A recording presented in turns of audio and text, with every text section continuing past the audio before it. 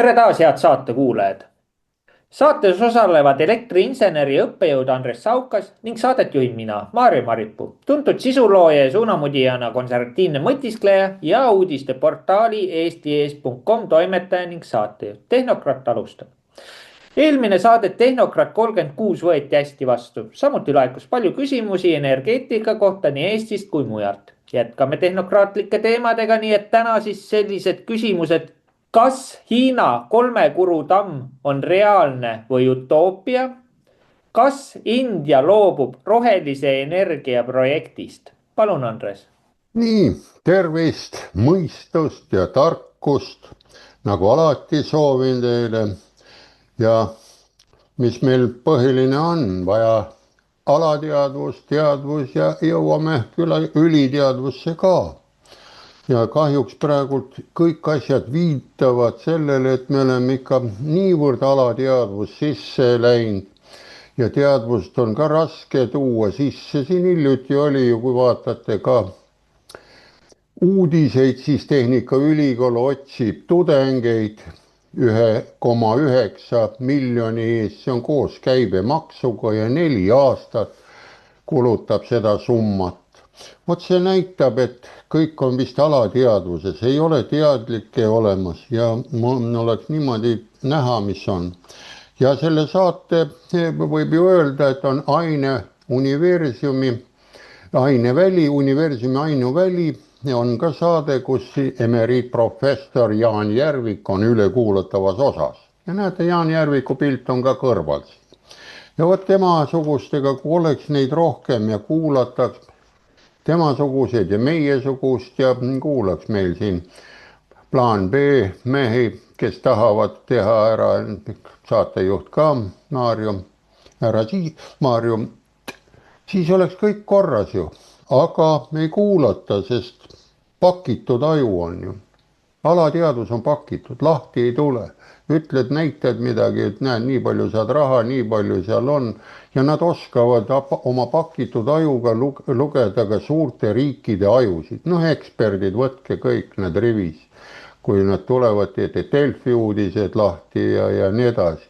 Kuigi mõletage, tuletage meeldele ajalugu, kes oli Delfi orakel vanas Kreekas.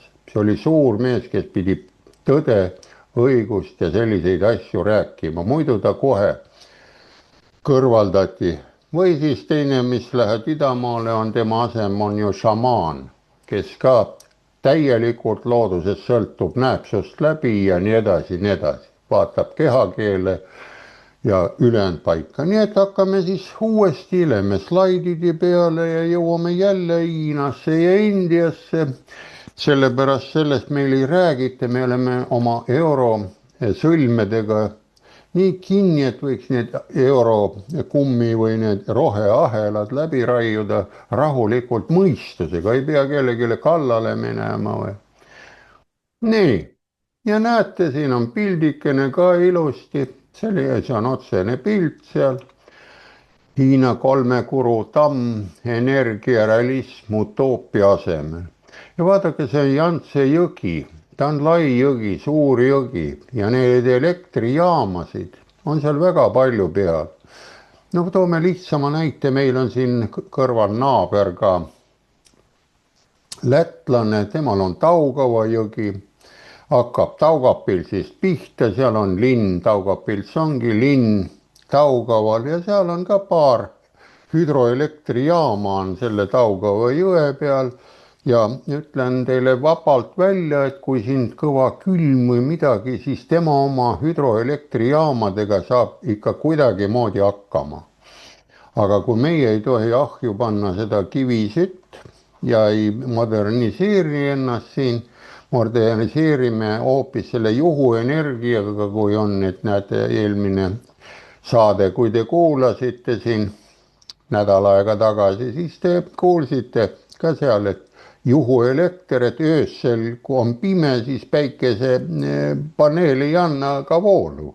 muidu meie siin ei tea, aga need Saksa teadlased teavad sellest ja näete, kui ilus pilt seal keskelt tuleb, aga kui on seda vett rohkem, näete, ta teeb teised luugid ka lahti, 3 luuki, kui on vett rohkem vihmadega tuleb ja saab kohe 3-kordistada, aga kui ei tule, paneb selle luugi kinni ja küll ta paneb siis söökatlad käima ja on täidetud. nii, ja nüüd ongi, näete, võtame siis aja, võtame selle lahti ja ehk jõuab teie mõtetesse ka asjad.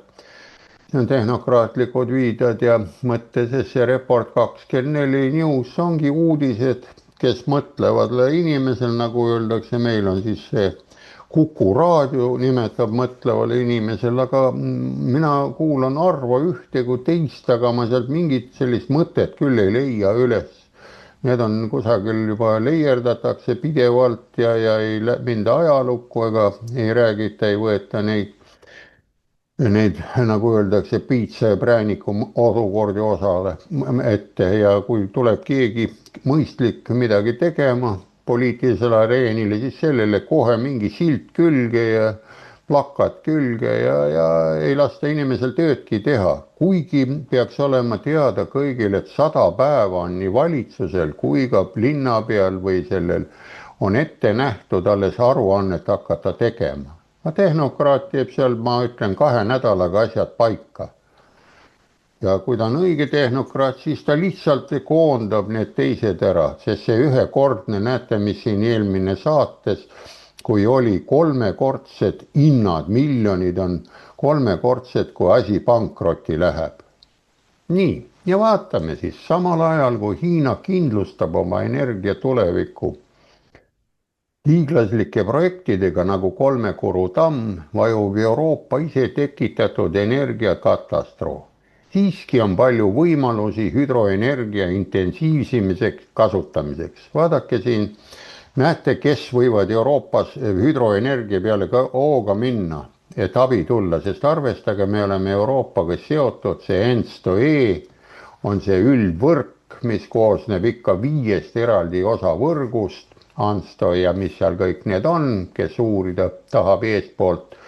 vaadake, tehnokraadid ees, meil on nii selline pakk, kui tahate selle kokku panna, siis saate päris hea õpiku ka lõplikult kokku, mis siin ajaloos ja mis siin on toimunud. samal ajal, kui Euroopa katab oma maastikke tuuleturbiinidega ja päikeseelektrijaamadega, et toota vahelduvat ja ilmastikust sõltuvat elektrit, tugineb Hiina laiale energiaallikate valikule. et eelmine kord oli, et ta lükkab ennast sealt juhuenergiast välja, ta tegi ära, see asi sai ammendatud, 5-aastaku plaani 15. enam ei ole kajastatud, et siis lähebki edasi. ja lisaks tuuma, soe ja tuule päikeseelektrijaamadele mängib olulist rolli ka hüdroenergia. Jantse jõel asuv Kolmekuru tammi projekt pole mitte ainult tehnoloogiline monument. Meie otsime siin punamonumente, kui te mäletate, aga nemad teevad seal tehnoloogilisi monumente, nii et võiks natukene ka mõtiskleda, on need punamonumendid nii olulised. Inimesel teevad ta kõhu täis ja annavad sooja, kui lõhkuda ära. Lõhku ühel momendiks võib-olla higiseks võtab naha, kui ta selle ära lõhub, aga tema pikka sellist kasu mina küll ei näe. Kui teie näete, siis see on väga hea. Ma ei oska midagi öelda selle kohta. Vaid ka energiapoliitika realismi sümbol. Näete, realism tuleb sisse. Realism on ju loodusseadused, reaalne olukord. Kui mul kõht valutab või pea valutab, sellel momendil on see reaalne olukord. Ja ta on looduslik olukord, ma võin seal midagi teha, võtta rohtu või midagi, ma saan tast lahti, siis on teine reaalsus jälle olemas. Ja näete, vastupidine rohelistele toruunistused, vaata torus, siin on hea pantud ära, ma tõlkisin ära, see võib olla tunnelunistus, me oleme ju toru sees kinni, me ei saa kuidagi kõrvale näha ehk tunnelis või metroos. Me ei tea, mis seal teises on ja kus sõidame jõe alt läbi või jõe pealt läbi, siis me näeme. Mis Euroopa demonstreerimine ehk tööstuse lammutamine poole viivad. Nii, nüüd võtame tihedalt, saate numbreid, vaadata neid kogu aeg järgi ja võrrelda ja pakkuda ka variante, kes Euroopas käivad, kui ei ole siin mõtteid ja Euroopas see ajaleht saksakeelne on, ma tõlgin seda, saksa keel meeldib rohkem. Ja perspektiivi mõttes palun 22 500 megavatti paigaldatud võimsusega toodab 3 kuru tamm aastas keskmiselt umbes 100 miljardit kilovatt-tundi elektrit. Alates ametlikust valmimisest. Näete, ta valmis juba 2020, aga kas teie olete kuulnud sellest? Ma selliseid asju loen, aga ma arvan, enamus teab, et midagi siin Ukrainas tehakse ja seal midagi tehakse, aga näed, see tamm, ma arvan, peab kauem vastu kui see möll, mis seal on, see lahing seal Ukraina territooriumil. Ja see tamm ei hävita inimesi, see annab leiba ja sooja kõhtu, aga Ukraina see asi kahjuks tapab inimesi päris suurel hulgal. Eks pärast, kui see asi kõik Ukrainas lõpeb, saame ka numbreid teada. Aga ma arvan, kusagil võib-olla tuleb jälle kuus sisse. Võib-olla, nii nagu iga kord. Nii, ja näete, 2000 aastal on toodang kokku ületanud 423 miljardit kilovatt-tundi. Alates 2000 selle kasutusele võtust on kogu toodang ületanud 1600 triljonit kilovatt-tundi. 3 kuru tamm ei ole lihtsalt mingi tamm, see on elektrijaam, mis varustab baaskoormusega suurt osa Hiinast. Vaid 1 aastaga toodab see rohkem elektrit kui kõik Austria Donau elektrijaamad terve 10 jooksul kokku. Näete, saate võrrelda, Austrias on ka hüdroelektrijaamu, aga neid võiks ju uuendada ja suuremaks ja tugevamaks teha, et kui see rootori laba pöörab, siis annab särtsu rohkem. Aga mõistust netu või kuidas see värk on, ei tule välja kuidagi või? Ei ole tehnokraatia või ei anna osta, aga ma arvan, et Hiinast, kui teha hea kokkuleppe, saab sealt küll midagi sellist teevad ära. Ja see teeb seda usaldusväärselt, prognoositavalt ja baaskoormuse võimekusega. Teisele punktina oli kõike muud kui konflikti vabane, et oli ka konfliktid tekkisid, et hakata 3 kuru asju tegema. Ja vaadake, mis seal toimus tegelikult. Isegi 1980. aastal, sellel ma tuletan meelde, et pidi olema Nõukogude Liidus kommunism ja 1980. aastal Saksa teadlaste juures jooksis esimest korda läbi rohepööre sõna, siis hakati sellega tegelema. Ja näete, siin Hiina poisid panevad ka 1980. aastat, kui projekt oli alles paberil olev visioon, andis lääs välja hoiatuste tulva. Ökoloogiline katastroof, ümberasustamistragöödiad, tektoonilised riskid, valitsusvälised organisatsioonid, keskkonnaorganisatsioonid ja lääne meedia kritiseerisid kommunistliku režiimi gigantlikkust. Loomulikult oli projektil oma hind, nüüd kuulake. See sobib ka siin meil mõtiskleda hästi tugev. Ümber tuli paigutada üle 1 miljoni inimesi. No praegult me paigutame iseennast ka minema siit. 1 miljon meid on või on vähem, sellepärast need, kes mõtlevad elada ei saa, hinnad lähevad ära, siis see toimub paigutamine teistmoodi. Ja terved külad kadusid veehoidla vee alla. Ja näete nüüd, kuidas välja tuldi. Kuid need kulud tulid kanda, sest juhtkond teadis, et pikas perspektiivis on riigi energiaalane isevarustus ülioluline. Vaadake, siin on lihtsalt öeldud. Te olete lugenud ja kuulnud kindlasti, me oleme ju heade maavarade asjade otsas. See on meie varadus, aga kui me niimoodi kõrgete hindade ja ise tekkivate elektrihindade tõusuga oleme nõus ja ära läheme, siis on teine, tuleb, ta teab, mis siin on ja ta rikastus, saab selle kõik omale. näete, siin on isevarustus ülioluline. Piirkondlik sekkumine, mitte tuule- ja päikeseparkide laialdane keskkonna hävitamine. No, et see toimus, aga läheme edasi, mis siis nendest külade kadumiste külameestest sai siis. Kolmekuru projekt on Euroopas kaduma läinud energiapoliitika realismi kõige nähtavam väljendus. Hiina mõtleb aastakümnete, mitte seadusandlike terminite järgi. Vaadake, ta oskab prognoosida ka sellist asja, mida meil enam ei osata, et järgmine aasta tuleb ka suvi, sügis, talv, poole aasta tagant need vahetuvad. Aga tema oskab, mõtleb ka aastakümnete pärast, et ikka on talv olemas. Aga meil ei teata, et talv tuleb ja varsti vaadake, kui tuleb esimene lumi igal pool, siis öeldakse, et talv tuli ootamatult. Olete kuulnud kindlasti, kohe ajakirjanikud hõiskavad, sest sahad on ette panemata ja paljud autod on kraavis ja nii edasi, nii edasi. Ja näete, seadusandlikud terminite järgi tuleb meil millal. Seadus ütleb, kliimaministeerium ütleb teile kohe otse ära, millal tuleb talv, millal ei tule. Ta teeb kliimaseaduse siin ja vaadake, siin on kõik olemas. Et mitte seadusandlike termini, et võiks mõtelda ja kui Hiinas käia ja lugeda Hiina neid Konfutsiuse ja Taosi, Laosi ja nõelravi ja neid asju, siis näete, et seal seadusandlikke termineid ei ole. Ja näete, ta ehitab oma infrastruktuuri strateegiliste kaalutluste, mitte arvamusküsitluste põhjal. Nii et meil arvamusliidrid on väljakul, ükskõik mis on ja saamegi hakkama, eks ju.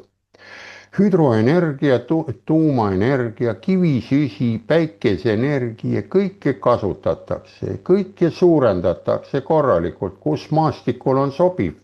Sinna pannakse maha, kus ei ole, seal ei pannata. Ja eesmärk on lihtne, maksimaalne varustuskindlus tööstusele, sõjaväelane ja elanikkonnale.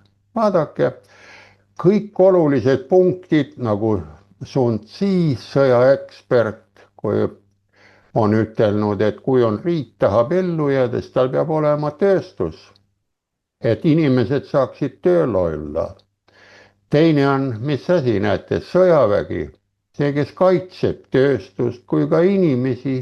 Ja viimane on siis see elanikkond, kes elab kodus, pere toob lapsi ja niimoodi suureneb. Ja näete, ta toetub lihtsale loogikale mesilasperele ka. Näete, mesilasperel on ju ema mesilane, siis on töömesilased ja on see klestad ehk õukond. Näete, neil on kõik olemas ja töömesilased, need ju arenevad, vahepeal on ta sõdurmesilane, kes kontrollib ja laseb võõrast mesilast ja haigust sisse sealt august. Ja vot niimoodi, kui saaks looduse poolt elamise kätte, tahtmise, siis me elaksime edasi, aga tundub, et siin territooriumil ja ka Euroopas läänelikud nagu mõisted või läänelikud väärtused on nii moondunud, et seda nagu võib kasutada juba,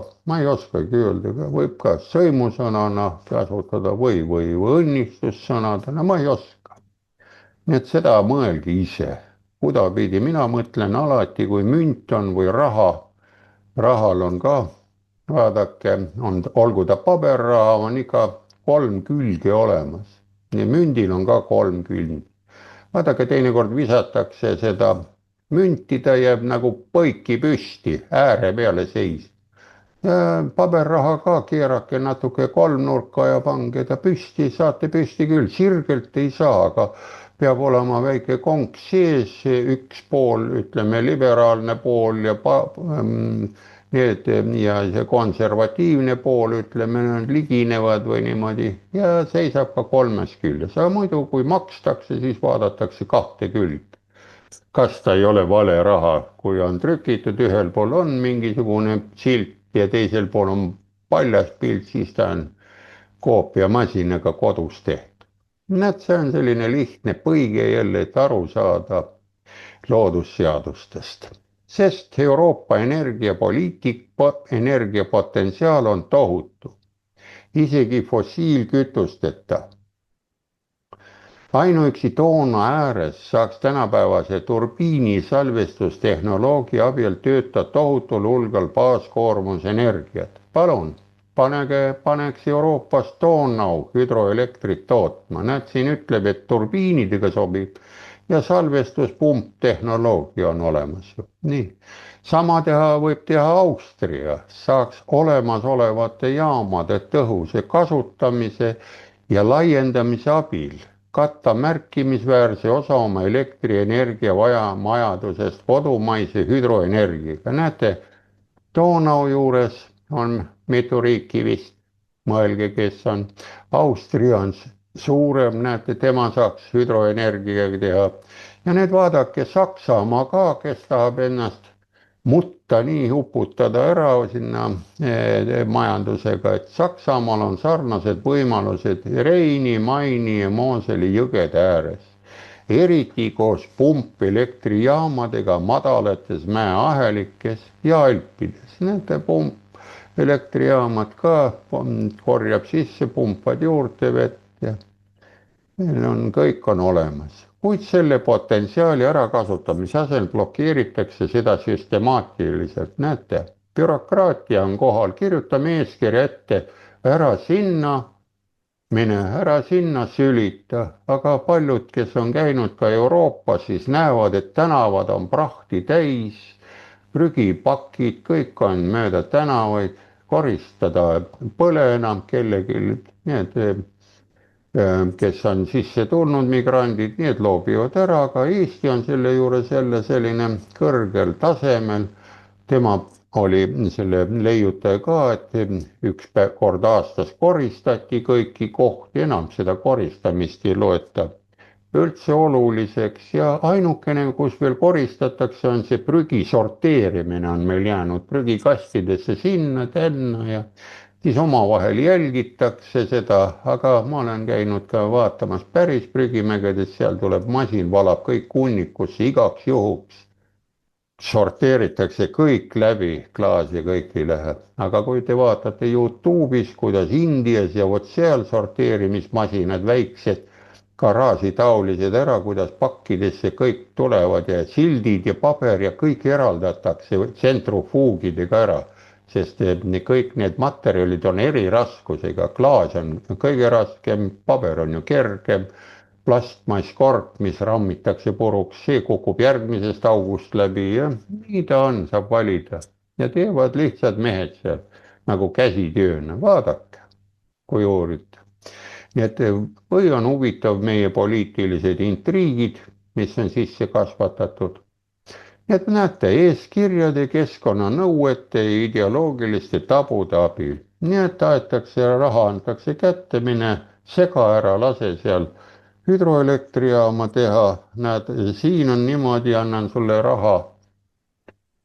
Me plakad kätte ja sa oled nüüd, ütleme, päikesepatareide poolt. Ja niimoodi see asi käib ja on käinud alati. Nii et üks mees teeb ühtepidi. Ja ma ühe kunagise ajakirjanikuga rääkisin ka, mis tema sai tehtud kohti ära. Ta tegi mõlema poolega koostööd. Seal näitas, et ühed ründavad ja teised ründavad, mõlemalt poolt sai raha. Mis vahet seal on? Pole ju midagi. Nii et vastavalt rahva soovidele, kes mida vaatab. Nii edasi, näete, Brüsselis, Berliinis peetakse iga projekti, mis häirib rohkem kui ühte kala, vaadake ja mulle see meeldib ära, ma tegin suuremalt ka. kui kala on häiritud, siis on ikka jama käes, ökoloogiliselt vastutustundetu. samad poliitikud, kes hävitavad linde ja nahkhiiri suurte tuuleparkidega, keelduvad olemasoleva elektrijaama efektiivseks muutmist, nii et moderniseerida ei tohi. nõukaajal oli kvaliteedimärk oli selliseks asjaks, ja kui selle peale said, siis see asi töötas ikka ja töötab siiani. mul on kodus ka tolmuimeja, vahetan ainult harjasid, käin ja ostan sisse need sööharjad, need kuluvad ära, ülejäänud töötab nagu koli. ja ta ei vaja ei tolmukotti ega midagi, tal on kõik nii tehtud, et on tolmurest on vahel, selle klopid puhtaks ja valad alumise põhja prügikasti ja ongi tehtud. ja näete, samad poeg, kes hävitavad ära, on olemas ära. ja kuna keelduvad elektrijaama muutmast, kuna kusagil võib olla ohustatud mõni jõekalda taim või putukaliik. vaadake, siin on Eestis toimub ka sedasi. võtke või seesamane huvitav olukord, vaata need putukaliigid ja kui need on, siis on need loomakaitsjad väljas. aga kui on mingi seakatk ja selle värgi, siis neid ei ole üldse näha, et nad küsiks dokumente ja vaataks neid, kas on ikka see katk. ja tuli ju välja algus, kui see jutustati, et seakatk, see ei ole üldse inimesele ohtlik. tuleb välja, et siis siga õpetatakse teist siga sööma või ma ei saa aru. no jälle olen mina tupikus ja ummikus, ma ei oska öelda, vot see on see tehnokraadi värk, ta tahab medali kahte külge ja külje pealt ka veel vaadata, nii et kui üks räägib ühte, siis teine ja minul on see sõber, on see Rene Descartes, see vana Prantsuse oma, tema ütles, et kui iga asja peale kui kahtled, siis mõtled ja kui mõtled, oled homo sapiens, mõtlev inimene, lihtsalt on välja öeldud. nii et vaadake, samal ajal kui Hiina käitab 22 500 võimsusega turbiine, vot see oli see 3 korust oli juttu, kui te mäletate.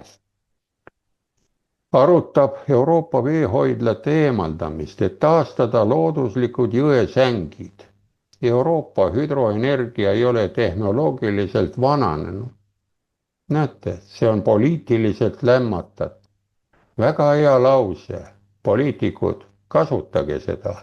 ja vaadake, mis siin ütleb ka ära, et tuleb looduslikud jõesängid säilitada, tähendab, meil tehakse looduslikud sood siia, sellepärast et vana maaparandus juhtis kraavidega ja teeäärsete truupidega selle liigse magevee jõgedesse, Emajõkke või Pärnu jõkke või igasuguseid jõkke ja see läks merre rahulikult ja kalad said ka ilusti värsket vihmavett ja muud ära, kalavarud olid suuremad. aga kuna nüüd tehakse sood ja soos minge proovige mõne kalamehe käest küsida, las läheb õngega ja istub soo äärde ja viskab õnge vette, kas ta sealt mõne kala saab kätte. proovige. seal on ju väävel ja kõik selline kraam, mis tuleb, ta ei ole puhas, käärib seal soo ju laguneb, nii et mõtisklege, kas on looduse poolt või looduse vastu need looduse võitlejad, need loodus nagu on. ja näete, siin ütleb ilusti, et Hiina näitas 3 kuru paisu projektiga maailmale, mis on võimalik, kui energiapoliitikat kavandavad insenerid, mitte aktivistid. Euroopa on näidanud, mis juhtub vastupidisel juhul, elektrienergia hinnad kõikuva suuresti katkendliku elektrivarustuse tõttu ja suureneb elektrikatkestuste oht. no vot seda me tahame kogu aeg nagu miini peal istuda. kui ma läksin elektrit õppima, siis öeldi ilusti kohe ära, et elektrik võib eksida ainult üks kord nagu minöör. nii et see, kui kaarleek, kui mingi suurema alajaama juures on, rabad sellest 1000-voldisest kinni, siis arvesta see käsi ja kõik on sööstunud ja kõik on korras. nõnda niimoodi nagu öeldi, et enam ei ole vaja midagi teha. teine küsimus oli India kohta, vaadake, India on ka selline suur rahvariik ja näete, torud ja asjad huugavad ja samuti India loobub rohelise energiaprojektidest, kuna ostjaid ei ole ka. Hiina käest ei taheta enam ja sealt ei ole, ainult Saksamaa Euroopas toodab veel kuidagimoodi neid paneele ja nii et vaatame siis läbi, mis meil siin siis on.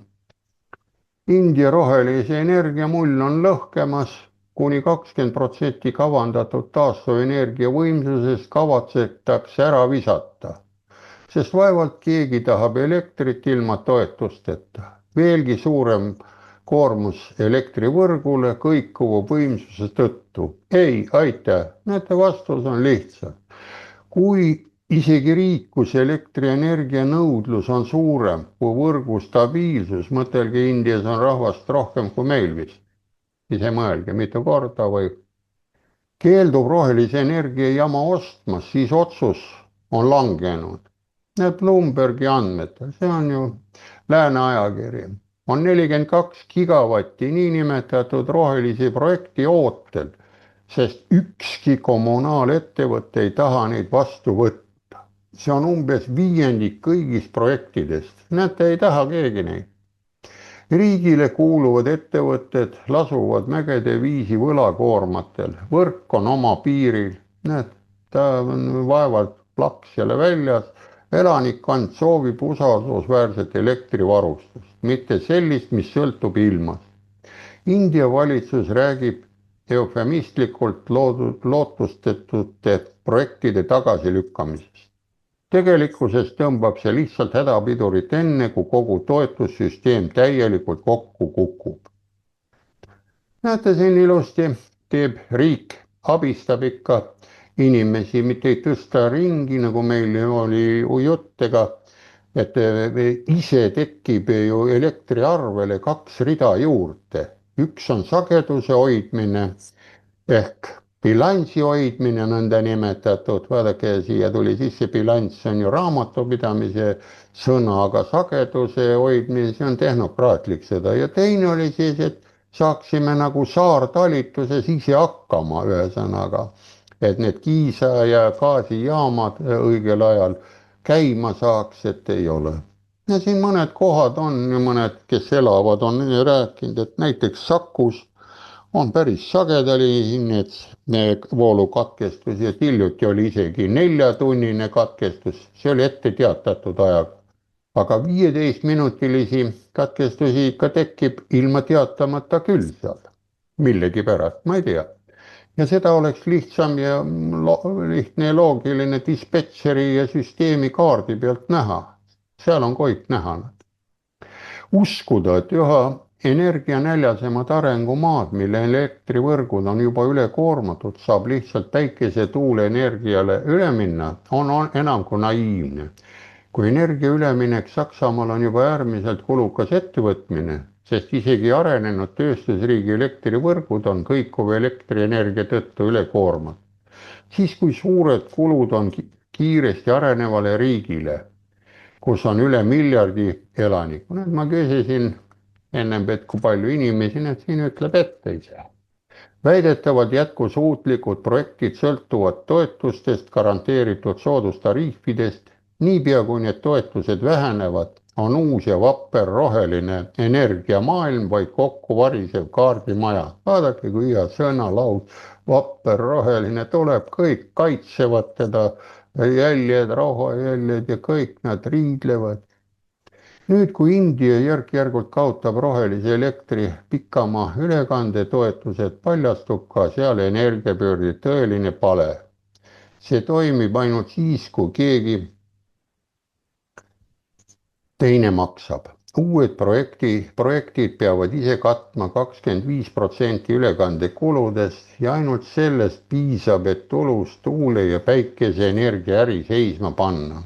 New Delhi poliitikutel on vähemalt veel julgust pidurit tõmmata. Nad on julged, sest mõelge, kui miljard eranikku järsku üles tõuseb miljoni vastu, saab ju Euroopas siin meie poliitikutele ruttu autole selga, põraki üle piiri minema ja polegi häda kedagi, kui rahvas järsku vihastab mingil variandil. Tavaliselt alati on selline sõnastus, on juba vanast ajast, et iga revolutsioon sööb oma volinikud või tekitajad või nende organisaatorid teinud, et sööb oma lapsed. Berliinis kaevaksid nad ilmselt hoopis uusi miljardite eurodega suurust rahaauku. no nii, tuleme siis suurele ekraanile. näete ise, suurriikidest on meil siin saated jutti lähevad, võib-olla jõuab ka teie ajukäärudesse ka, et ega vahet ei ole. ma arvan, et ei ole mõtet sõdima hakata ei Hiina ega Indiaga, sest neid on miljard, see tähendab, igale meie inimesel oleks miljon vastast võidelda ja nendega pärra meil nii palju padruneid ei ole ja ei ole mõtet ka võidelda siin ei idanaabriga, lääne oma ja padruneid toota neid, milleks? Seletage mulle ära, mina ei oska, sest ma tean väljendit, et paha tehnokraat või see hea tehnokraat ehitab pahale tehnokraadile märklaudu. tähendab, kui meil siin sõjatööstus ja kogu see sõjardamine toimub, relvad, siis see püss peab ka ükskord siin kohapeal laskma hakkama, sellepärast juhuslikult keegi vajutab või juhuslikult käpard kukutas granaadi maha või relva või selle tehase, siis pauk käib ikka ja surma saab peale selle käpardiga ülejäänud tehnokraadid, keda on sunnitud või kuidas neid on ostetud seda tegema. vot see oli minu selline mõte, mida sa arvad? aitäh sulle, Andres. selles suhtes, et sa tõid hea näite siit talvisajaga, et siin nii-öelda Euroopal, Põhja-Euroopal tuleb isegi, talv tuleb iga aasta üllatusena. no selles ongi süüdi nii-öelda globalistlik ja marksistlik ja vasakliberaalne maailmakord. sisuliselt elatakse hetkes, keeldutakse vanadest toimivatest ja konservatiivsetest nii-öelda asjadest, mis tegelikult on juba sajandeid ja aastatuhandeid toiminud. ja nüüd kõigile tõmmatakse nii-öelda vesi peale ja öeldakse, et mis teie vanamehed teate, et meie teame kõige paremini. ja see on sisuliselt toimub igapäevaselt nagu jalgratta leiutamine. Nad läksid oma ideoloogiatega nagu alguspunkti tagasi ja hakkavad uuesti leiutama seda, mis on juba ammu leiutatud ja nii-öelda elavad needsamused lastevead uuesti läbi, mis on juba aastatuhandeid üle elatud.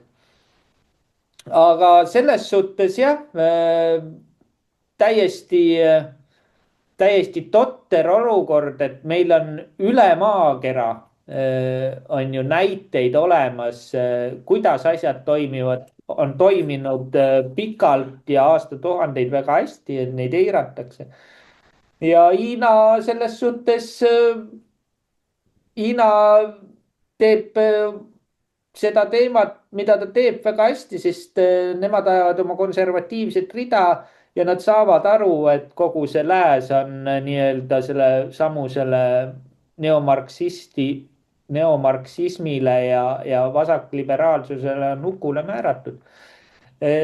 ma ei kujuta ette, millal nad ükskord suunda vahetavad, see kogu Euroopa, ja ma arvan, et ega nad ennem ei vaheta, kui nad on kokku kukkunud ja siis nad on sunnitud lihtsalt uuesti siis jalgadele tõusma või siis hävivad ise täielikult. aga lähme siit küsimustega edasi. kas Hiina investeerib tohutuid summasid nafta ja gaasi tootmisele? kas Euroopa elektrivõrk on kokkukukkumise äärel? palun, Andres.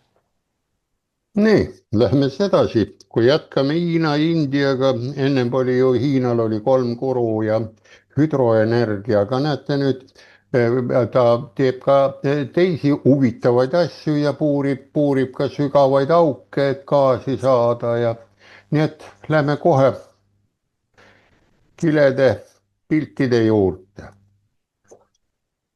näete, nüüd on ilusti pilt on. Hiina investeerib tohutud summasid nafta ja gaasi tootmisse. palun, oskab puurida ja siin näeme, et ta on juba 10 kilomeetrit oskab maa sisse või merre puurida. Ja saame siin võrrelda, siis kõige sügavam auk oli ju Koola poolsaarel, kui mäletate, 12 kilomeetrit, siis hakkasid purunema need puuri otsad, sellepärast kõva graniit tuleb vastu, sinna enam ei saa ja ega Hiina ka saa sinna midagi, sest see on meie graniidikiht ja sealt tuleb, täituvad ise gaas. nii et vaadake eespool neid saateid, seal on kõik Koola poolsaare asjad ka sees. nii, ja näete, et tohutud summad, võtame siis käia. Saksamaal keskendutakse tuule- ja päikeseenergiale, samas kui Hiina järgib laia energiapoliitikat. Hiina on nüüdseks üks maailma suurimaid nafta- ja gaasitootjaid. Ka veel näete, tuule- ja päikeseenergia, teisejärguline kaalutlus. Ta juba tõmbas sellele kriipsu peale, tähendab, nende 5 aastaku plaanis on juba sees siis rahulikult puurimine ja kütuse enda hankimine. Hiina kommunistlik režiim teab, et ühekülgne sõltuvus energiaallikatest võib olla problemaatiline. Lisaks hiiglaslikele hüdroelektrijaamadele nagu Kolmekuru tamm ja tuumaelektrijaamadele, sealhulgas uued tooriumireaktorid, tugineb Peking sööle, maagaasile, fotogalvaanikale ja tuuleenergiale. Viimast üha enam ilma toetusteta. näete, vot siin on mõttekoht, mõelge nüüd. kui tahate panna see tuuleenergia päikesepatarei, palun, ärge siis küsige toetust. ostate iseendale auto, te ei hakka ju auto, kui ostate näiteks auto ära, et hakkate kogu aeg toetust juurde küsima, et auto see ja auto tee, peate need tagavara asjad ise koos kindlustusega paika saama, aga näete, siin ta läheb niimoodi. ja kui oled eraldi kusagil mäekurus elad, siis ma ütlen ära, mõlemad on teile vajalikud, kui liin on väga raske vedada, nii fotogalvaanika akud laadida ja teine tuuleenergia ja oskad kulutada ja puudega kütad sauna ja nii edasi, nii edasi. see on selline koht, et seda ei ole mõtet minema visata. ja kõik asjad on vajalikud vastavalt looduse asukohale, geopoliitikale, aga näiteks kõrbes proovige panna see hüdroelektrijaam käima. mina ei saa, vett pead ämbritega kohale tooma ja kuidagimoodi, noh, sinna saab päikesepatarei panna, kui vaja on ja nii edasi, nii edasi, nii et siin on ainult tehnoloogiline mõte, mitte miski ei ole keelatud, mitte miski ei ole ebamugav, aga kui paned ikka jah, hüdroelektrijaamad sinna kõrbesse ja muu, paneelid paned sinna vee peale, sinna Kolmekuru suurtele veehoidlatele paned, nagu ära, siis kaladel ei ole seal all olla, elada ega midagi, mõelge. see on lihtne, nagu on lollakas, ütlete küll, tehnokraatlik mõtlemine, aga poliitikud niimoodi nagu mõtleksid või, mõelge ise. ja näed, ilma toetusteta võib panna, pane nii palju kui tahad. see lai valik on mõeldud energiajulgeoleku tagamiseks. no meil on energiajulgeolek, on, paneme isetekkivad kriipsud ja elektriarvele juurde, kuluartiklid ja küll see kviitung ja raha ja trahv ja see aitab elada. aga see pole veel kõik. Bloombergi aruande kohaselt on Hiina alates 2019. aastast investeerinud nafta ja gaasi tootmisse 470 miljardit. äkki number ei ole väike.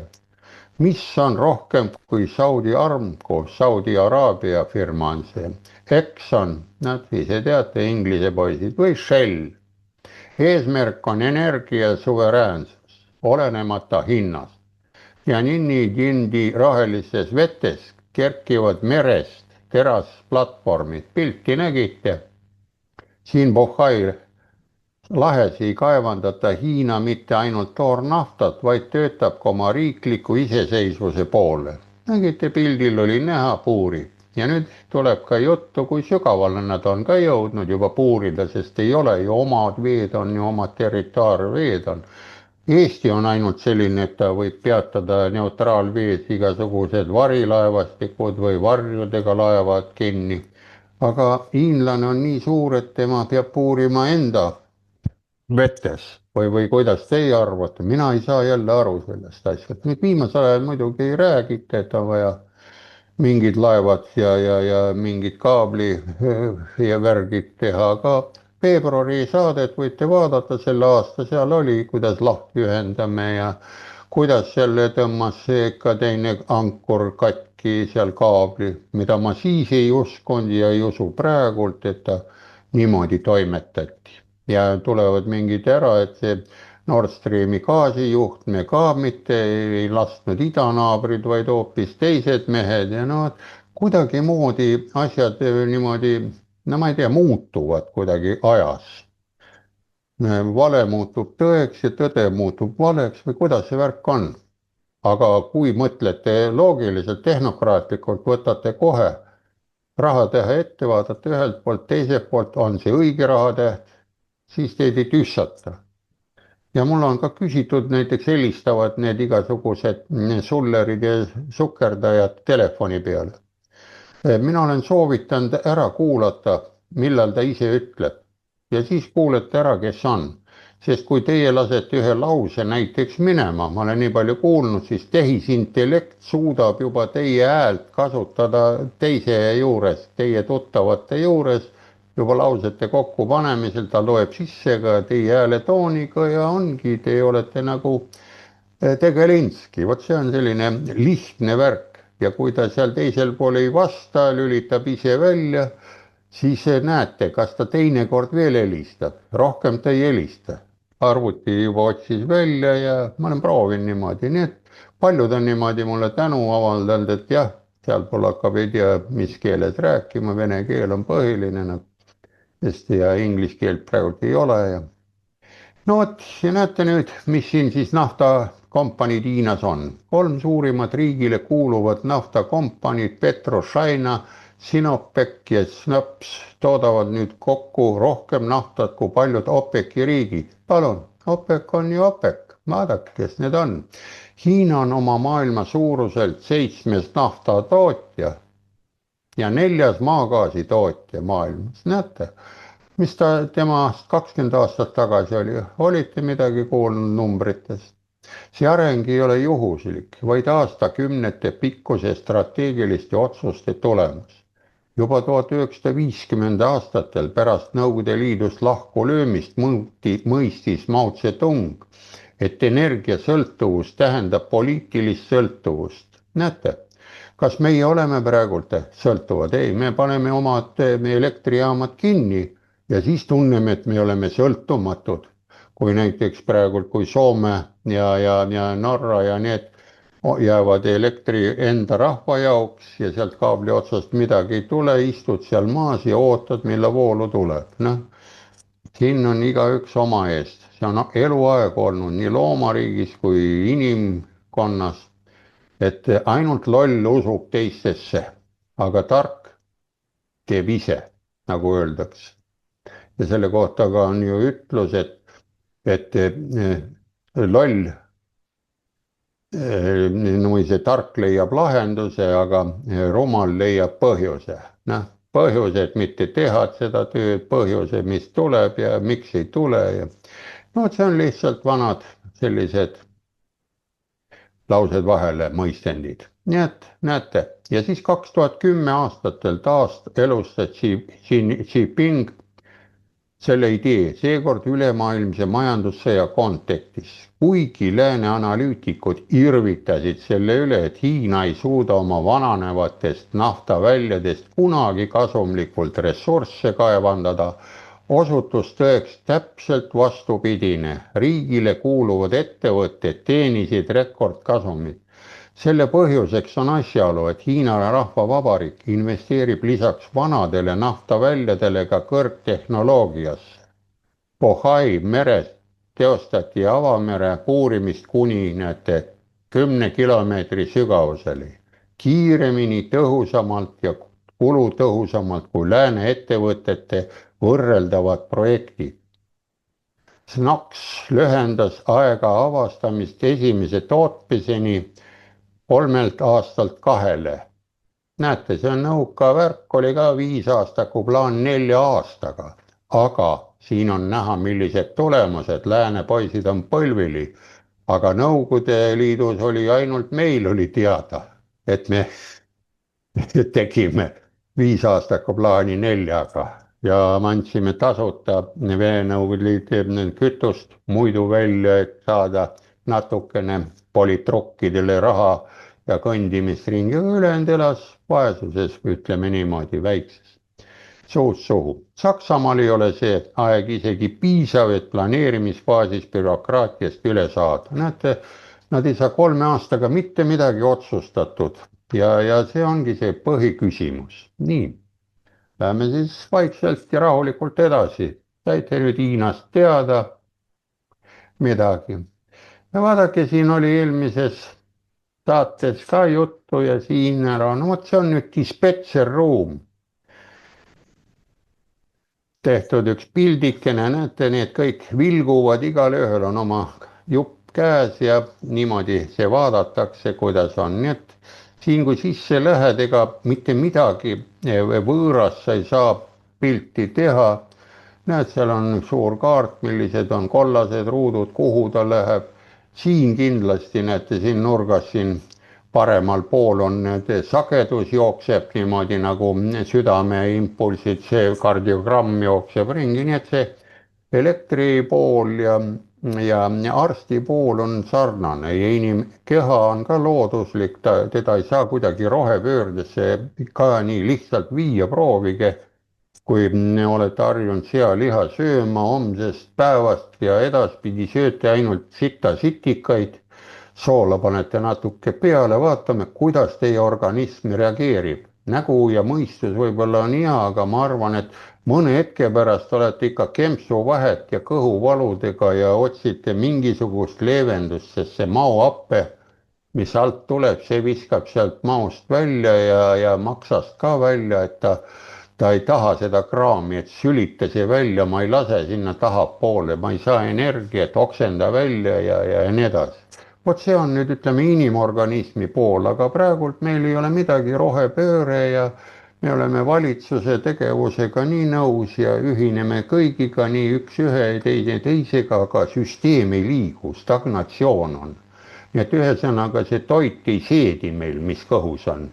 Välja ei tule juurde ei taha ja kui võtame vana inimese, tema sööb vähe, tema vananeb, aga ta ei tee tööd ka, tal energiat ei ole. Nii et mõelge, kas me oleme siis määratud vananema ja surema, oma sellise elama, ei lase normaalseid mõttega poissi nagu plaan B ja selliseid varemaid professorid, emeriitprofessorid, kes on oma tööde ja suurte raamatute ja teadustöödega koolis õpetanud või pedagoogitsenud või võtame poliitiku, kes hoiab seda vihmavarju, sinna on peale kirjutatud NATO ja teist vihmavarju ta ei tunne ära, sest seal ei ole NATO kirja peal, et see ei ole enam vihmavari, kui seal ei ole seda nime. Vot mõelge natukene laiemalt, on meil vihmavarju hoidjaid vaja, iga päev ei ole ju vihma tulemas või on või ma ka ei oska, nii et ma läksin sassi.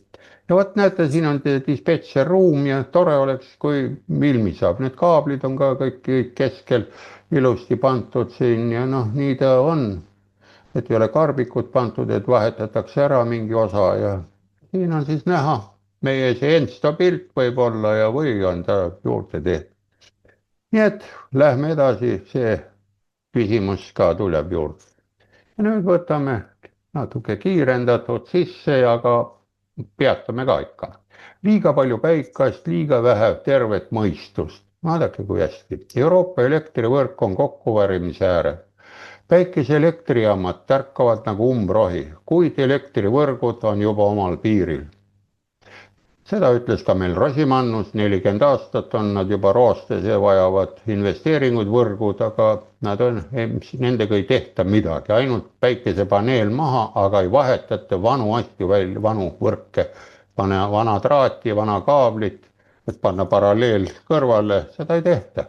ainult juurde, juurde, juurde ja mõelge, kui teil on väike auto ja panete järelkärusse kogu aeg tonne juurde, 10-20 tonni ja siis hakake sõitma väikse autoga. proovige, kas saate midagi. tulemiseks on avariikatkestused, pingekaos ja kokkuvarisemise äärel kõikuv süsteem. näed, isegi Bloomberg, see on jälle korralik leht, eks ju. USA uudisteportaal on ta ju, mis tegelikult toetab kliimaalarmi. hoiatab Euroopa päikeseenergia buumi ohtlike mõjude eest elektrivõrgu stabiilsusele. no eile oli ka jutuks, et 33 lehekülge, isegi meie massimeedia näitas seda lugu, et Trumpi poolt tuli ka nende poolt ära, et Euroopa ärge mängige lolli. no aga mis sa teed, lollile võid ette kirjutada, kui ta tähti ei tunne. see on ammu selge arstidele kõigile. sa pead kõigepealt selle inimese lugema õpetama, siis andma selle pakki ette, siis ta saab aru, aga muidu kõrvalt ütleb, et see on hea, kirjuta siia alla, aga tuleb välja, et seal on hoopis suur laenuleping ja pead selle ära andma ja selle ära andma, see maja läks su käest ära ja öeldakse, sinu 3 risti sobivad küll ju siia. nii et selline mõte on, näete, hoiatab buumi eest. 10 aastat tagasi näitasid Euroopa elektrivõrgu operaatorite kontrollkaardid veel rahustavat rohelist. näete, roheline tuli, vot seda ma räägin, et dispetseritel rohelised tuled, kui vilguvad, on ta nii ja olla, aga läheb kollaseks ja punaseks, on asi käes, mis toimub. kõik on stabiilne, ohutu pole paistmas. tänapäeval vilguvad needsamad monitorid korduvalt puret tekitavalt kollast ja punast.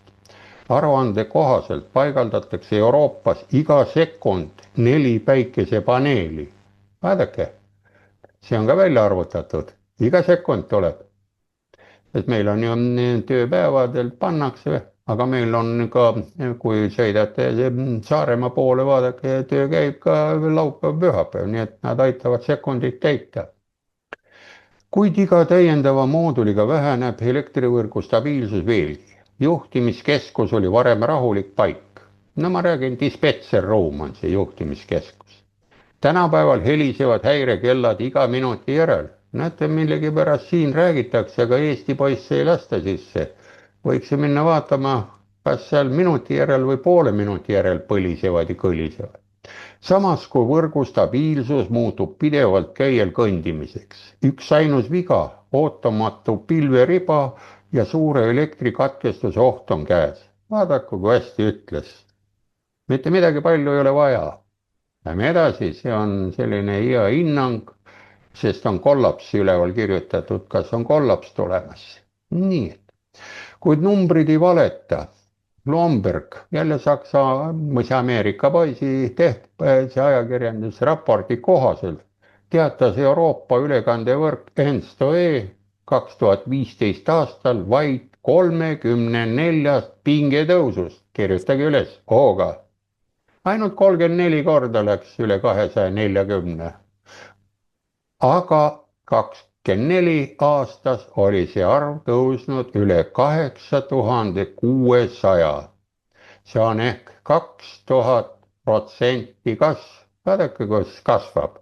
ja vot siia kirjutame nüüd elektri hinnad rahvale juurde, aga see raha ei aita seda hinda. ja samas on siit näha, mille pärast ma olen ise mõtelnud, miks see meie Tehnikaülikool ainult elektrikuid ja elektri selle lõhnaga otsib neid taga, sest vaadake, siin on ju iga sekund toimub mingi kukub välja või midagi.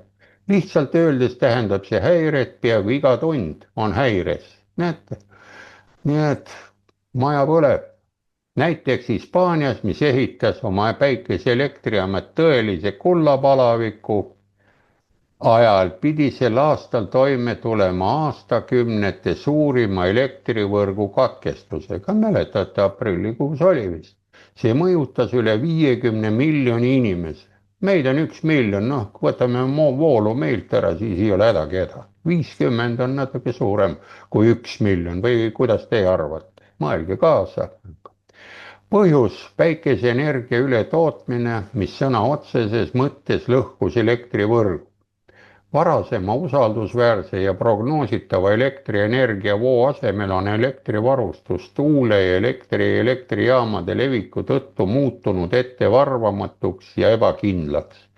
Tegelik probleem on aga inimtegevusest tingitud. Näete, me ise teeme, mitte keegi ei tee, ei tule ei vares ega kalkun ega elevant, siga ei tule tegema.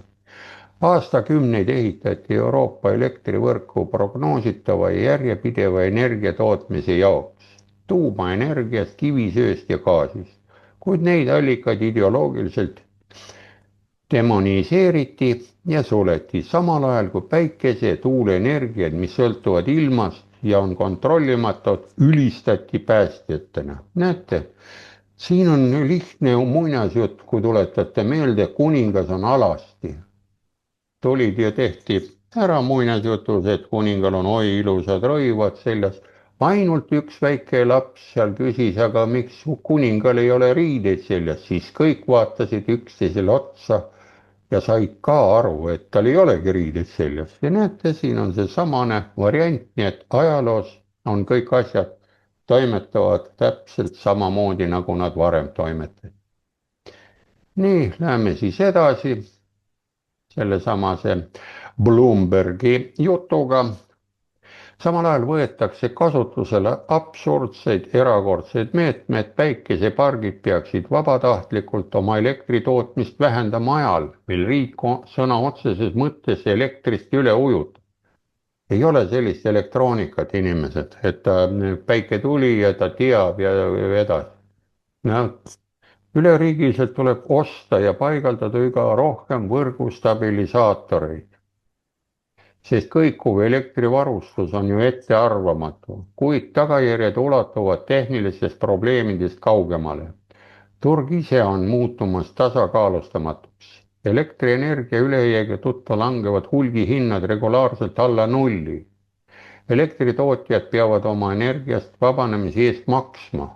No kellel päikesepatareid toodavad juurde, ta peab maksma selle eest või kinni lülitama. 2019 aastal oli Saksamaal vaid 2% elektritundides negatiivse hinnaga, näete, ainult 2 ja 2024. aastal 5%, üle 5%. Sakslased, kes on ise ülekoormatud, üritavad seejärel üleliigset elektrit endasse neelata, kuid isegi sellisel ajutisel lahendusel on omad piirid. Varem või hiljem tuleb terved varustuspiirkonnad tahtlikult sulgeda, et kaitsta rahvusid ülekoormuse eest. Vaata, seal hakkavad lahti tulema lühisvoolud ja augud, matsud tulevad ja need kuulake, sest ülekoormatud võrgukomponentide varuosad on napid. Pole neid. Uue suure trahvo tarneaeg on praegu kuni 5 aastat. Vaadake, kui ilus on. Tuuliku saad kohe kätte ülehomme, aga trahvu saad 5 aasta pärast, kui see maha põleb.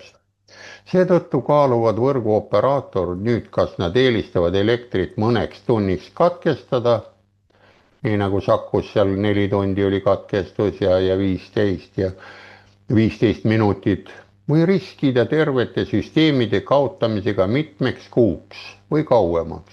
Kui põleb trahvu maha, siis on tehtud. Aga ta näeb, et seal asi läheb, siis petseruumis lükkab plaks välja ja tehtud. Ja kui teil ei ole, arvuti on otse ühendatud, seinas midagi on, siis te olete oma mälust ja kõigist ilma, kui teil aku panka ja midagi sellist ei ole. No mõelge. See on teie lihtsalt mõttes. Muidugi on olemas ka teoreetilised vastumeetmed. Vaadake, kui ütleb teoreetiline vastumeede, mulle see sõna meeldib. Meil on ka 3 kallist sünkroonkompensaatorit. Tohutud terassilindrid, mis loodud võrgu stabiilseks kiirusel 1500 pööret minutis. Ja maksumus ühel on, näete, kuni 30 miljonit eurot tükk. Ja nende turg kasvab energiapöörde tõttu kiiresti. Ja need, ma ei öelda, esimesed, mis välja tulid, olid 1950. Juba katsetati, kui olid võrgud madalamad, et kui toodab keegi rohkem, keegi vähem, automaatikat ei olnud, siis läksid need vastumeetmed tööle. Nii. ja tulemegi siis suurele pildile. Tänaseks peaks nagu olema ajul üksjagu mõtlemist, fakte ja numbreid on üksjagu, saab üles kirjutada, kontrollida ja kes julgem tehnokraat seal valitsuses, poliitilisel eelil, võiks selliseid fakte võtta, vaadake Bloomberg, Trump, Saksa, Ameerika on siiamaani nagu sõber või ei ole enam, et tema eeskuju ja tema mõtteid mõlgutada ja üle võtta või on mingisugune seal Saksamaal mingi sõjatööstur või kes on huvitatud, sõjatöösturid saavad raha, sest nemad võtavad kindlasti need Opeli ja muud autode ehitajad, insenerid üle ja inseneril on ükskõik, kui tal kodumaja on sees, ehitab siis ka paharettidele ka neid asju valmis ja ongi kõik, et ellu jääda. nii et mis sa arvad? aitäh sulle, Andres. no mina kuulan siin, noh, saateid ja saateid olen kuulanud ja seda katastroofilist olukorda, mis Euroopas üldse selle energiapoliitika ja rohepöördega on. mul tekib iga kord see küsimus, kaua Euroopa vastu peab selle rohepöördega, et no siin nagu sa ütlesid, et needsamused elektrijaamad ja seal need administraatorid ja kes seal kõik tuled vilguvad ja see kogu süsteem on nii-öelda ülekoormatud, kõigub. kaua see süsteem vastu peab? niimoodi, et kas see lõpebki siis lõpuks fataalsete tagajärgedega, et see kõik kukub kokku, kogu see elektrisüsteem ja kogu Euroopa on pime? Andres. muidugi niimoodi ta lõpebki, vaata kui ei taha, kui on mingi kõhuhäiregi või mingisugune ära, et tahab minna, proovige seda kinni hoida, kui on mingisugune toidumürgitus. Lähete jooksite WC-sse ja eespoolt tuleb välja, oksendate ja joote vett ja joote alust või mingit tabletti võtate, et seda korda panna. ja te kohe ei lähe sedasama jama võtma, sest see toit on hapuks läinud. Te viskate selle toidu ära, te mõtlete kohe, kust te saite selle laksu kätte. ja vot praegult on siin ka, et ainukene, kes siin maailmas ju praegult või Euroopas on Sloveenia, Ungari. Nemad tegelevad praegu energeetikaga, nad on aru saanud, nad suhtlevad hiinlastega, suhtlevad venelastega, suhtlevad eurooplastega. Need ainult, mis ei taheta nagu minna, siin ei tuleks siia Eesti omad, et energeetika poole mehed kutsuda sinna, et võtaks tehnokraadid appi, siin ei ole midagi, sest tehnokraat istub ja tal on kõik, ta teab, mis ta teeb. Tehnokraat on alati kaitstud, tal on varugeneraator, varusokid ostetud, ta ei osta neid topert kikilipse, mida viia sinna börsile, siin üks laulja, kes propageeris neid Covidi süste suurelt ja nüüd hiljuti oma kikilipsu pani börsile ja osteti suure hinnaga ära, nemad selliste asjadega ei tegele. ja tuleb leida just tehnokraadid ära, kes ei suuda poliitikas olla. ja tehnokraatide ja poliitikas on ju, võtame lihtsa näite, nagu oli Kirill Teiter, ta oli Päästeameti peadirektor. ja ta oli korralikult, käis seal Riigikogus, aga ta ei saanud enam olla, ta istus seal kohvikus, vaatas telekast ja limpsis seal konjakit. ja pärast, kui ära sai, siis läks viinaravile ja noh, ise ta tunnistas, et mul oli niivõrd igav ja olla, et vähemalt natukene meelt hoida üleval. ja vot see näitab, et poliitiku tegevus, kui tal ei ole sisu, on tühi töö. ja kui sa tühjalt kogu aeg saad palka või midagi, sul see aju tühjeneb kogu aeg juurde ja tulebki kollaps, nii nagu siin lõpus oli Euroopas, aga kollapsid saab ära hoida väike riik kiiremini. meil on see aeg, võtke ära, millal see Euroopa Liit tekkis koos Inglismaaga. Inglismaa läks 2000 välja, 6 aastat ei ole enam Euroopas. aga selle asemel tuleb nüüd spordivõistlustel, olümpiamängudel Iisrael, kes on Aasia poole pealt. no et niimoodi see ei, mitte spordi, vaid Eurovisiooni laulukonkursil tuleb Iisrael, ma lugesin. siin ongi nüüd geopoliitika on segamini. nii et ainukene võimalus on praegult ikka võtta need emakid ja need kõik need suured planeedid ja plaanid, mis on ette võetud. Me ei ela ju Nõukogude Liidus plaanimajanduses. Me elame ju kus? Me elame kapitalistlikus majanduses.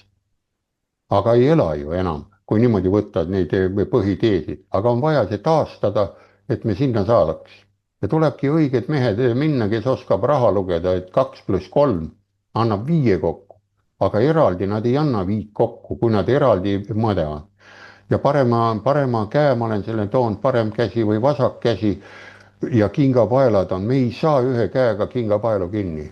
Nuta või naera, saab kuidagi, siis me peame kummiku ostma.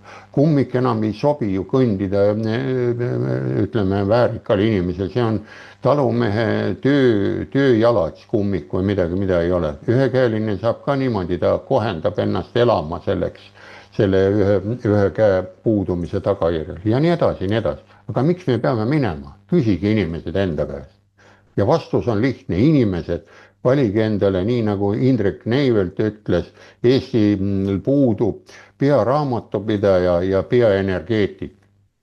Ja asi on paigas. Aitäh, no mainisid siin Kirill Reiterit, et ta oli siis sõltumatute kuningriiklaste nimekirjas oli, valiti siis 6314 häälega Riigikokku. Et kuningriiklased siis noh, kas see sund lõpetati minu meelest see partei sisuliselt on. Aga siinkohal aitäh, kallid kuulajad, et meid taas jõudsite kuulata ja kõike head ja nägemist. Nägemist.